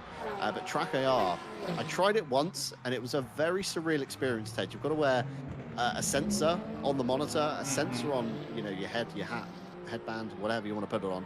And you move your head in person, but you then have to kind of look with your eyes out the side of your head to see what you're looking at your monitor. It's a very odd experience, but somebody out there must be using it for LMU, of course, to implement it in the game. Additional languages coming, driver rating overhaul, getting a rebalance as well. Pack 2 expected to be before the end of the year. Pack 3 should be early 26.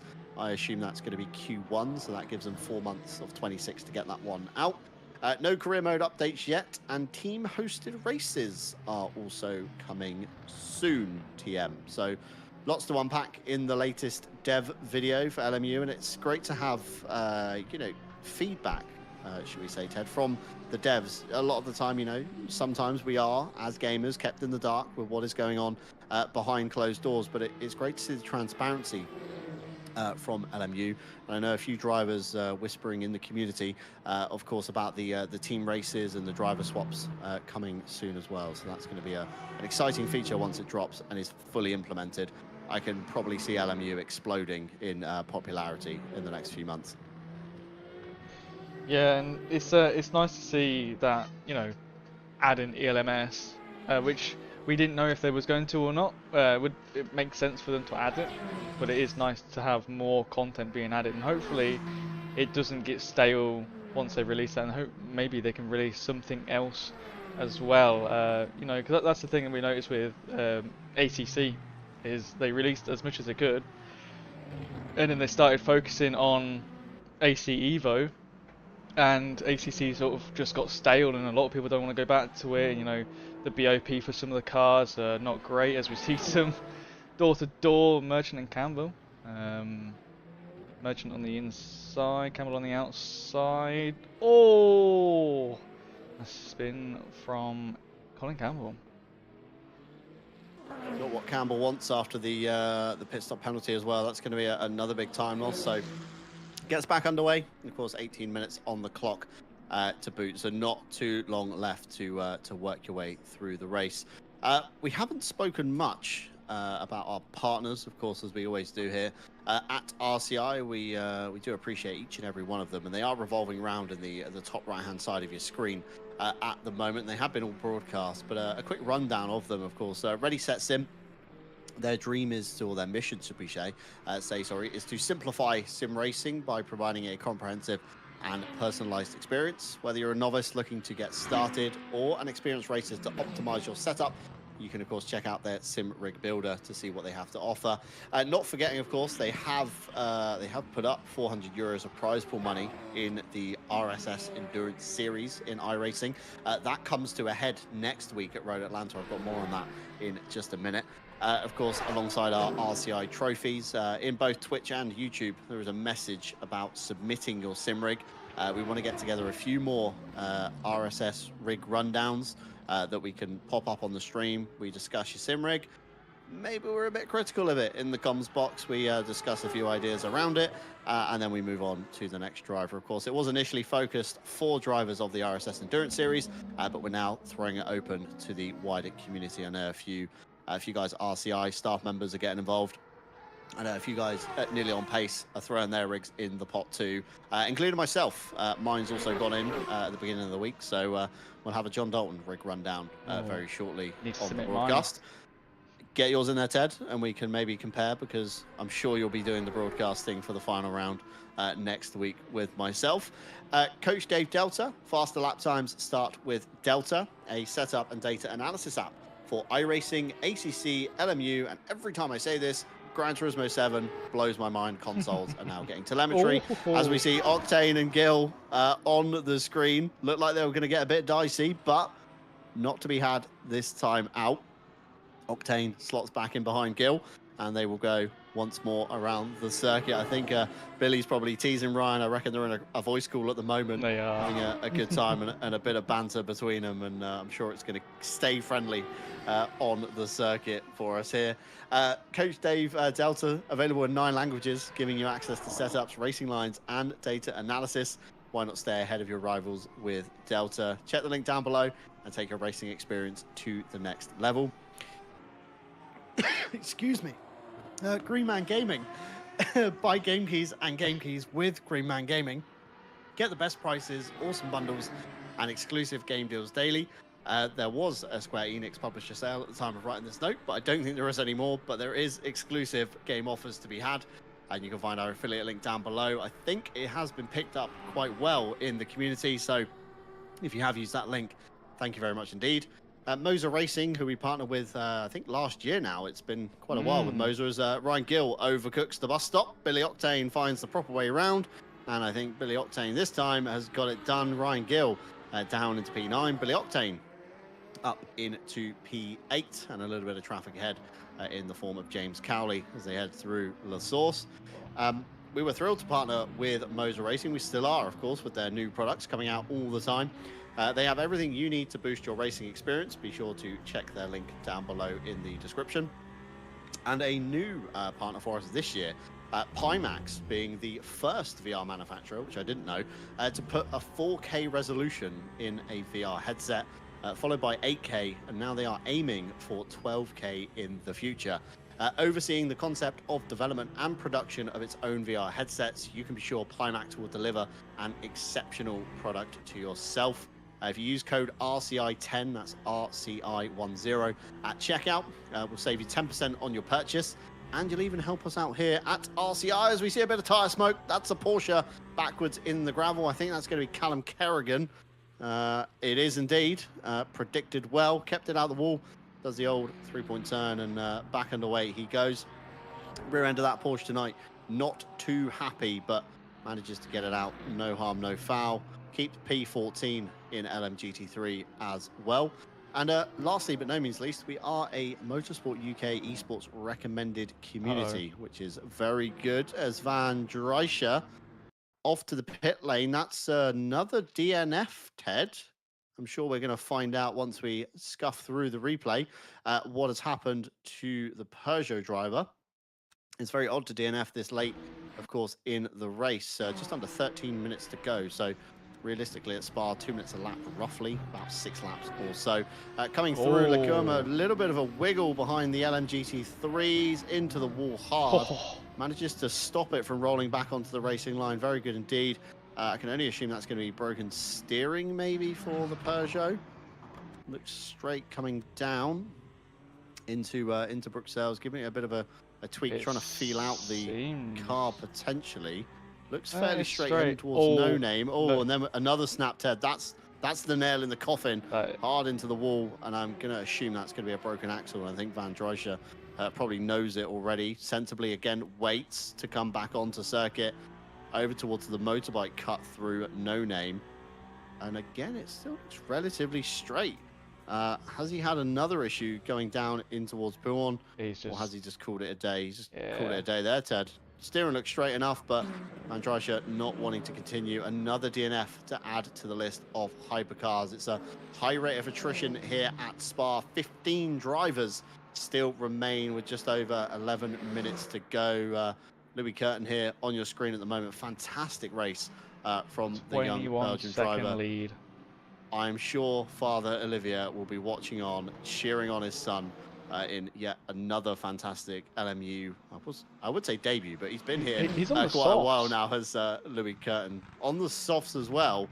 Again, interesting to note on that one. Must have been a very late stop to be able to get onto the softs at this stage and keeping them alive to the end. But last time, I know the family of Curtins were watching last time Louis did this well. So if you are watching, thank you very much indeed. And anybody else watching currently as well, as we muddle our way through the opening round of the multi-class sprint season 3 here on LMU. Fantastic show from Louis Curtin, commanding lead over everybody else. Has just kind of stayed out of trouble from the get-go and managed to open up that gap and just kind of run away with it. Sunyaev didn't really have an answer in the BMW V8 hybrid, 20.5 seconds off the back.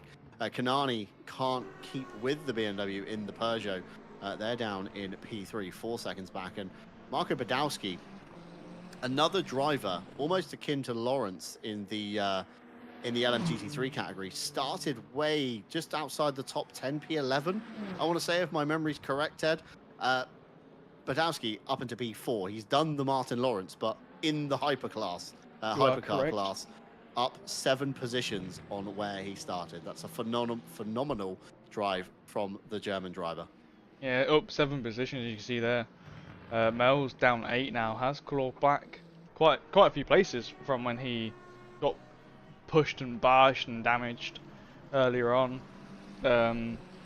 So he's not doing too bad from where, from what happened. So it's still points at the end of the day.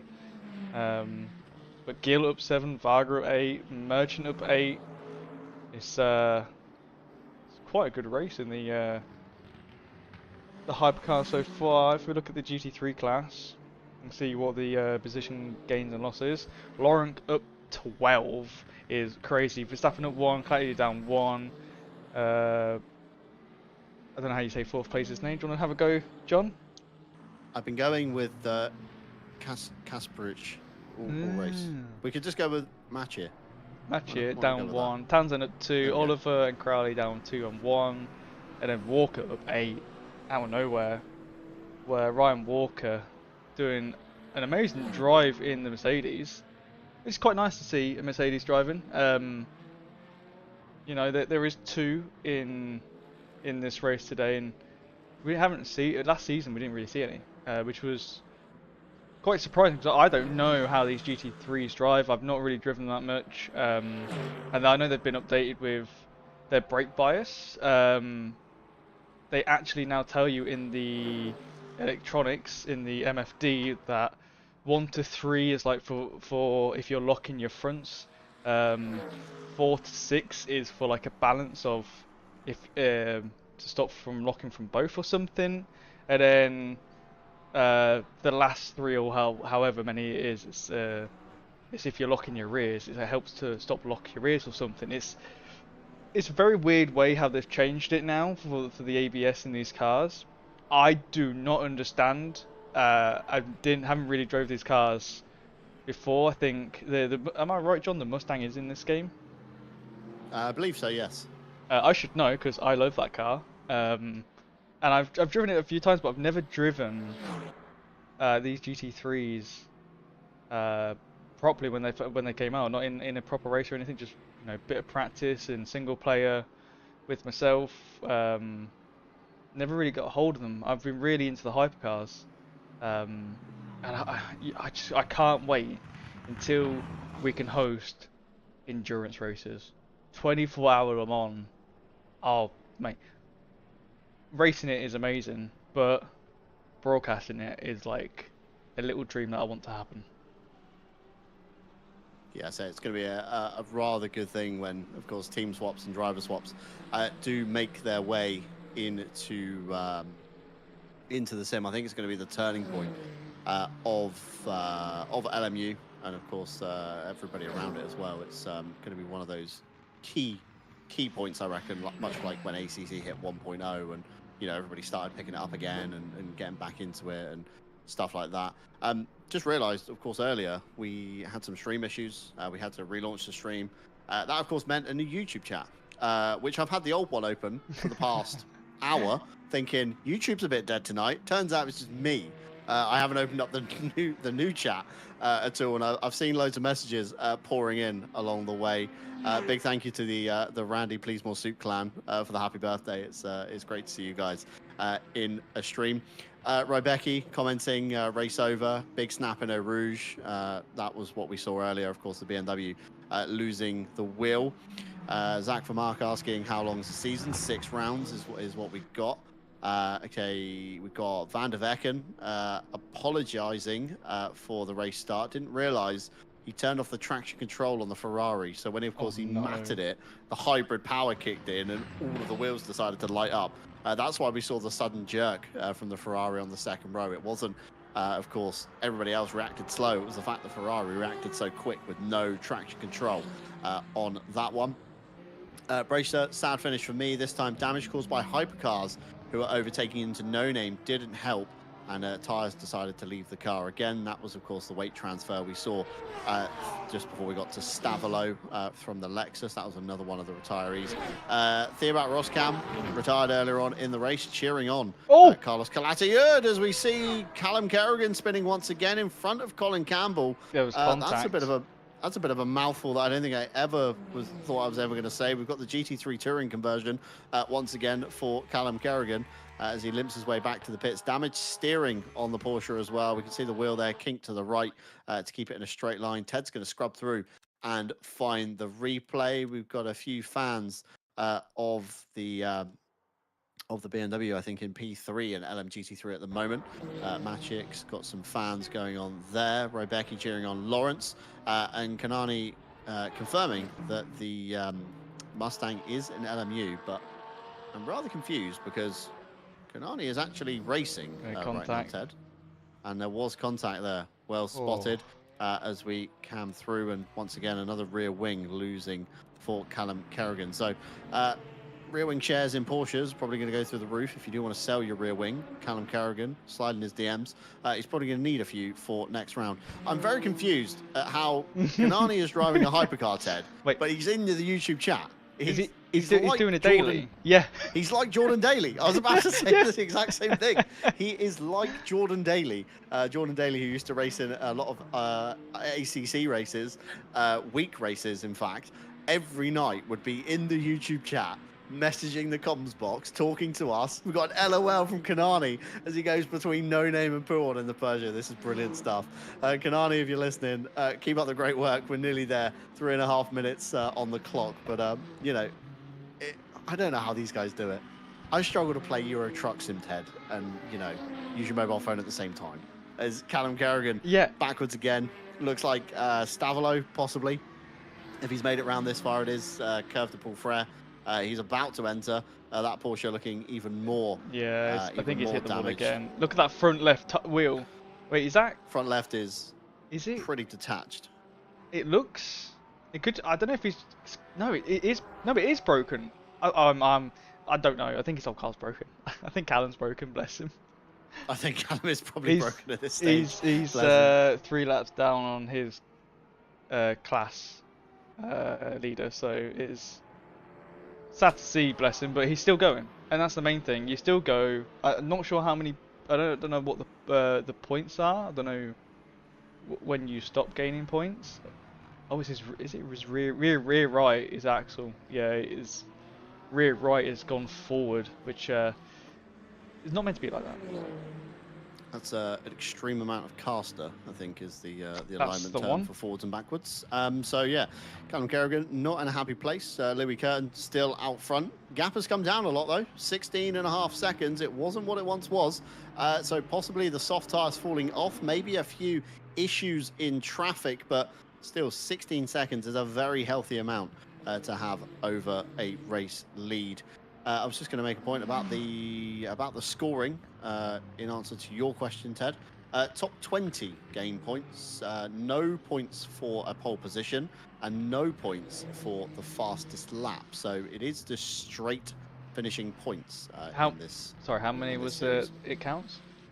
Top 20 score points. So Kerrigan just still scores 14th. So I mean, 14th would be 7 points in his championship endeavours.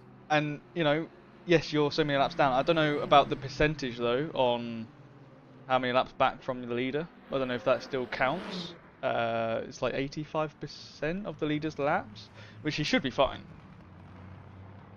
He's only. Imagine he wouldn't be.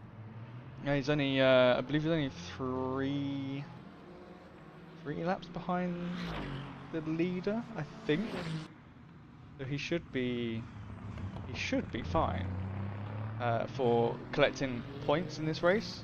But yeah, when any car in this sim, once it goes, it wants to keep going. You can save them if you're quick enough and you do the right movement with your wheel and either throttle or brake. But it's pretty sketchy once it wants to slide, and if you try and correct a slide that doesn't actually need correcting, then that's when you can snap, and because you're shifting the weight around the car and it doesn't like it. So it is upsetting, but he's still driving, so he's in the box now. Should be able to, well, hopefully he'll be able to repair and get out and finish a lap to actually finish the race.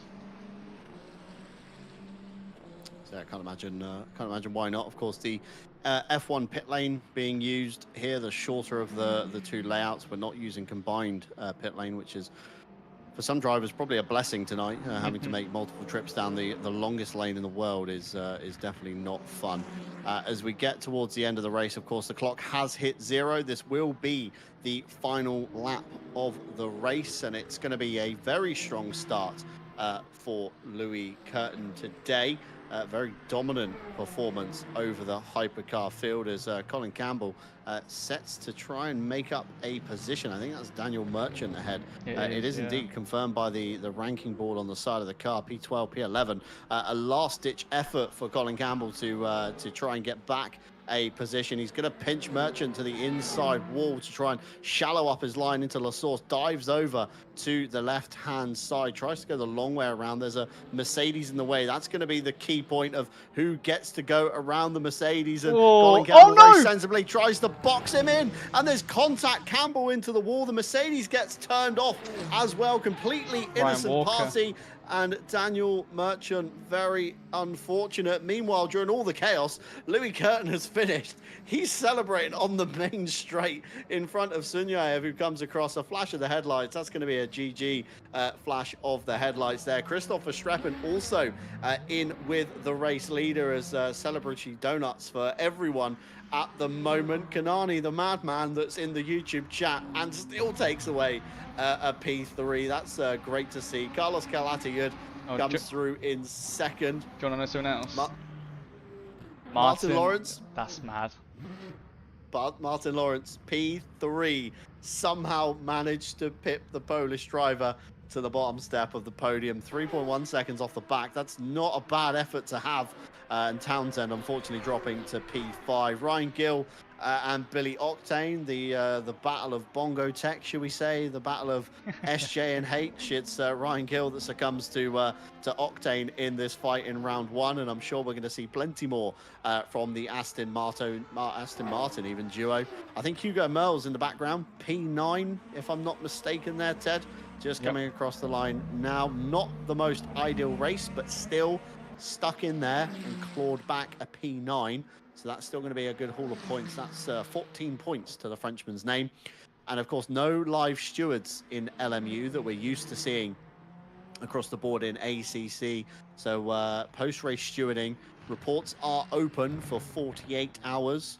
Please record your videos to the steward standards. We see a lot of cases getting rejected due to Twitch clips being posted, things being clipped very shortly. We need a first person, a third person, and we need to see the inputs of the driver of each party as well. I feel So so be sorry sure for to this get your man. reports in.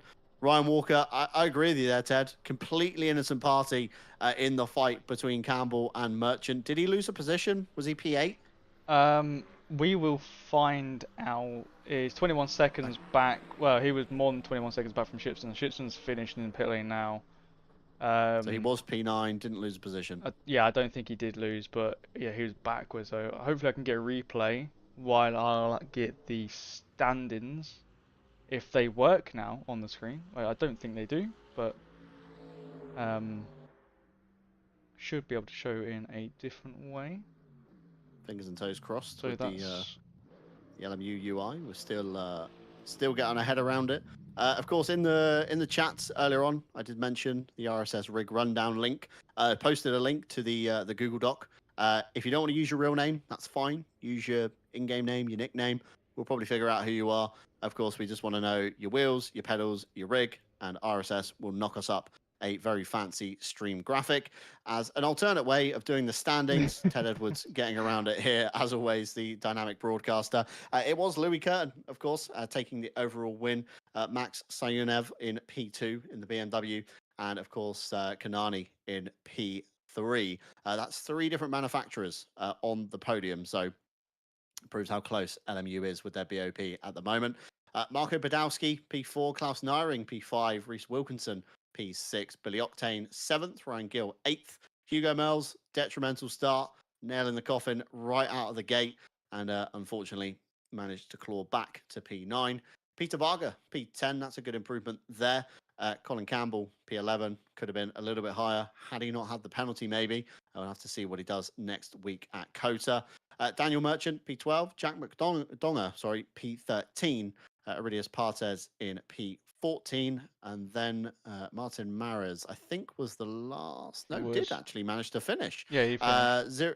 Zero Van Drijscher, of course, the most recent DNF. George Barr, again, didn't have the greatest of starts, called it early on.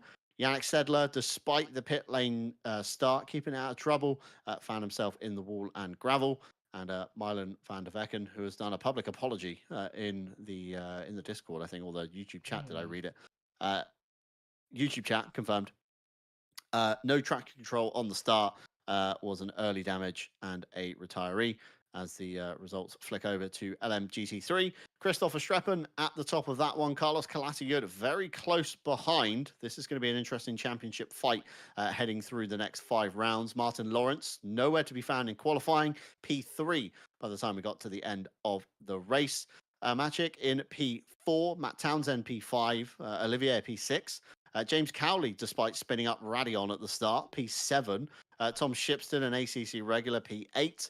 Ryan Walker saw him in the wall at the end in the scuffle, P9. Keith Whittle, P10. Martin Meinrich on P11.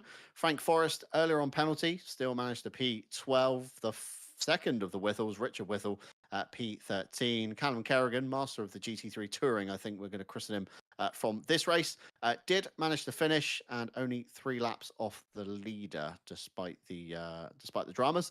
Brewster, unfortunately, retiree. Raphael Huell, the same. Rybecki, also the same.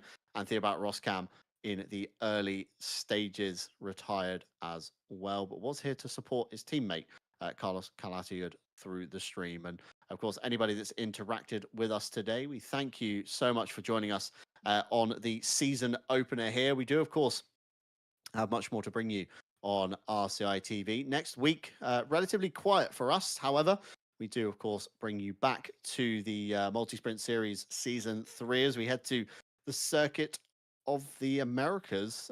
We do have an interview, as I was about to do, a calendar rundown.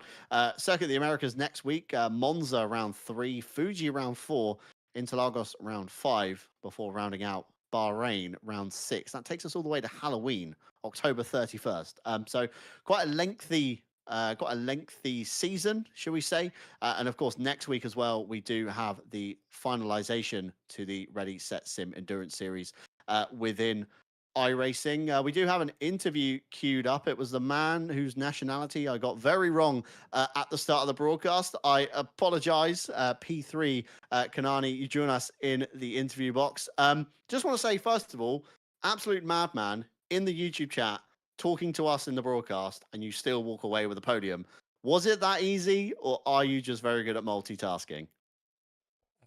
I mean, it wasn't that easy, but I think I've always done it whenever there's a stream available. So I just, like to comment, never try to hold back anything. And yeah, it's pretty easy. I mean, I have my keyboard to my side, so it's not that far away. Me and Ted both agreed that we would crash horribly if we tried to do the same thing. Of course, it was a hard fought race today. You had some moments with Sunyaev, a few battles with the sister Peugeot, Van Drijke. Uh, it looked quite hard out there at times. Are you confident going through the next 5 rounds that you're going to keep up this pace? I mean, I was confident that I can do something, but after quali, I think seeing that Hugo is already like miles ahead of us, I thought, yeah, this is going to be P2 at best. And as soon as the shenanigan in turn one happened, everybody was like, all right, the win is on and everybody's back alive. And everyone was like pushing really hard. So yeah, the win was back on the cards, but we didn't, I couldn't get back past the traffic as fast as I wanted. And the fight with Van Dries also was really good. Uh, like I told him that I thought it was a bit unnecessary because the pit stops were really close and I was catching the BMW ahead and it was like a good chance for me to like maybe fight with him and overtake him and maybe even Zenvo can get a place. But yeah, I think he had a different strategy which he wanted to stay ahead of me, which is fair. I mean, that's racing. But yeah, I mean, in that fight, I forgot to switch my tires, so I had to go for the alternate strategy, which really didn't help my chances for the P2. So yeah, I couldn't fight for that P2 at the end. And today, like the track is really hot, like 41 degrees, and I ran with quality setup, which I don't know if you saw, guys, but like my car was overheating sometimes, so I had to like really slow down to get the car back in temperature range.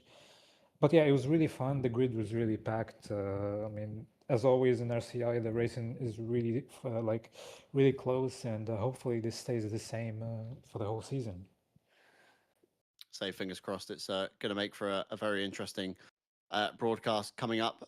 Any rounds on the championship you're not looking forward to? Fuji, uh, obviously, it's the worst track for the Peugeot, and yeah, that's the only track that I really don't like, which is by nature because my car is like really bad there. So yeah, yeah, Fuji, not really looking forward to it. Monza is gonna be fun. Bahrain and Interlagos is really gonna be really cool too. But we need to really like find a way to get more advantage over Merles because he's really fast. So we really need to practice a lot for that. Say we were mentioning in the broadcast, Hugo, of course, no stranger to competition and pressure. And unfortunately, today, like you say, got very lucky, I think, with the start. But Hugo, I think, is one to keep an eye on as we go through the championship. Before we let you head off for tonight, anybody you'd like to say thank you to or mention for the broadcast? As always, I mean, you guys, big thank you to you guys. This stream was really fun. I was watching the whole way through. The fight was also for P2 was on stream, and that was really exciting. Even though I'm in, I'm fighting and I'm watching, you know, like so it's like double fun, which is really cool. So yeah, big thanks to you guys for the stream, and yeah, big thanks to RCI as well for the hosting this such a really amazing league. So a big thank you to yourself as well for competing and joining us in the box for an interview. Best of luck for the rest of the season. Keep your eye on RCI socials because some of your fights might end up over there as well. Clip the shorts. Yep. Thank you guys. See you guys later. See you next round. Perfect stuff. And as we begin to, of course, wind down the broadcast, we had a brief calendar breakdown. We do have the RSS Endurance Series next weekend coming up. That's the final 5 hours of Road Atlanta. Still sign up spaces, I believe. We've had a lot of sign ups towards the end of the season. So if you do want to get a bit of prep in for the official iRacing IMSA series, you can use, of course, the RSS Endurance Series to test the way that you're going to go when the big event does roll around. And for the first time ever in RCI history, RCI Bingo is coming at you. So that will be an interesting thing to follow along on the broadcast. We're all going to have an auto-generated card. It's all done via a Discord login, and it's all done via a website. So you literally have to sign in with Discord and click play. Haven't got to do anything else. And we'll see how everybody fares with the bingo squares. Again, a big thank you to our partners. They've been revolving around in the top right-hand side of your screen. Ready, Set, Sim, Coach Dave Delta, Greenman Gaming, Motor Racing, Pimax, and of course, Motorsport UK Esports. You can find them all down below in the description. And alongside that, you can find all of our links to the RCI pages as well. We are looking to try and build a social presence over the next year or so. We are beginning to clip up these streams. So if you do see any memorable moments, be sure to drop them either in the chats or, of course, in the RCA Discord. And we'll see if we can go about clipping them up and getting them away. Ted Edwards on double duty tonight has been fantastic. Ted, it looks like it's going to be a really good season ahead. We've seen so many close battles. We've seen wins. We've seen fails. We've seen some amusing moments as well. And again, if Kanani keeps up the YouTube chat, we might have to rename it from a daily to a Kanani, and that might just change the dynamic of what we call that when somebody joins the YouTube chat for the whole race. Yeah, it's we've seen a few people do it, but you know, being in P3 and then decide that, oh, I'm just gonna start typing the YouTube chat is pretty crazy. But yeah, it's such a good race today. I do have that replay from the Aston, Ferrari, and then the GT3 Mercedes. If we would like to have a look, John. Yeah, let's have a look back on one of the last mistakes we saw. Of course, traffic management. This is key. I saw exactly what Colin Campbell was trying to do here. He was trying to pinch the Aston to the back end of the Mercedes. The Aston, this is how it played out in his head. The Aston lifts, loses a load of momentum. Campbell disappears up the Kemmel, and he's free to get through Lecombe. Unfortunately, what happened was a little bit of misjudgment. The Aston definitely kept his foot in, tried to slice over the back of the Ferrari, and unfortunately, the Ferrari was still there, Ted. And that is traffic management 101 right there. And unfortunately, the Mercedes, just the complete innocent party, turned into the wall. Yeah, it's I have seen in the Discord chat that I think it was Merchant said they were sorry for what happened, which is nice to see because you know, yeah, you're trying to squeeze someone doesn't mean you can try and get yourself out of it. You know, you just got to accept your fate. You've still got a lap to go, and then to do this was a bit. So they look at that wheel damage for the Ferrari. Yeah, it could have been race ending on the very last lap, and sometimes that is what comes with endurance racing and even sprint racing. Sometimes you slog it out for an hour, and it's always the thing that happens on the last lap that undoes it all. And unfortunately, Bless him. or fortunately, should we say, in the case of Ryan Walker, didn't lose a place and managed to keep P9 all the way to the end. Daniel Merchant has apologized in the Discord, even tagging the driver, which is good, and explaining the mistake. Martin Lawrence, very confused at how he got to the podium, even posting a GIF. So are we. Very confused. Even we are up here on that one. And a few other bits and pieces between the drivers. But great to see new names. Again, I don't cover a lot of LMU. I'm predominantly ACC, but again, great to get myself stuck into a new game and try and learn the ropes. From that one, of course, Ted, you've been wonderful. Double duty, comms and broadcast. Not easy to do at the same time, and I think you've done very well tonight. A big thank you to everybody at home that's joined us. A big thank you to Callum Kerrigan for the Twitch sub. Big thank you to, of course, anyone that's wished a happy birthday, especially the RPMS camp Thank you very much, guys. It's been great to have you with us. And of course, the partners, as I mentioned multiple times already, you can join us. Fingers crossed if the schedules align next Friday, same time, same place, for the round 2 of the championship circuit of the Americas. And if any drivers are still listening, remember to get your incident reports in before the window closes. And we'll obviously keep you updated with any decisions we get next week. But from myself, John Dalton from Ted Edwards alongside me, it's been wonderful having you all here. And we hope to see you again next week when we take to the Circuit of the Americas for round 2 of the multi-sprint series. Have a wonderful rest of the weekend, and we'll catch you in a week's time when we head stateside. Take care. You ready?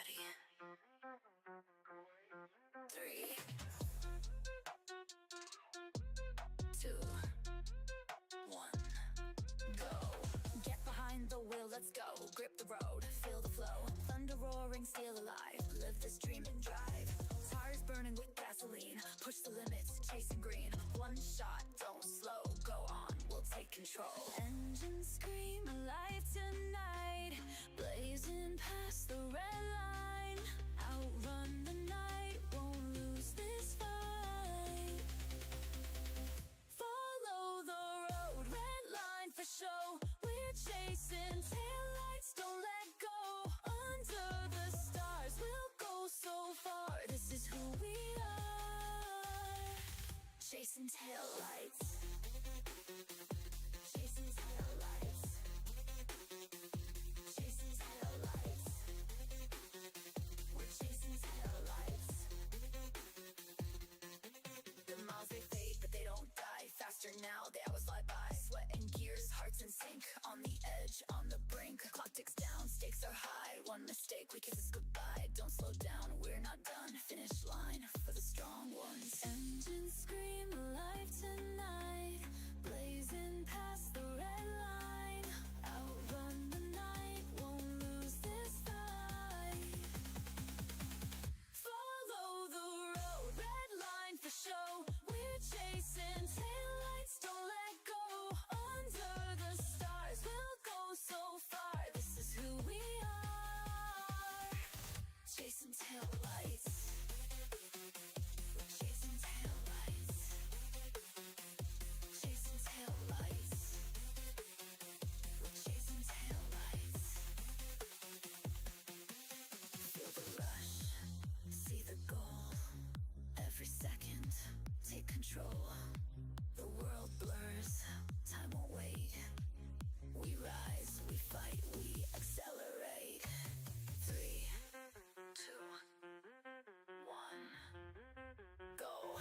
Follow the road, red line for show. We're chasing taillights, don't let go.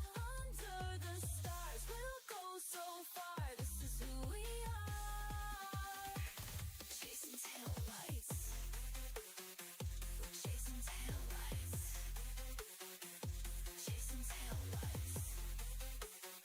We're chasing taillights. Chasing taillights. Chasing taillights. Chasing taillights. We're chasing taillights.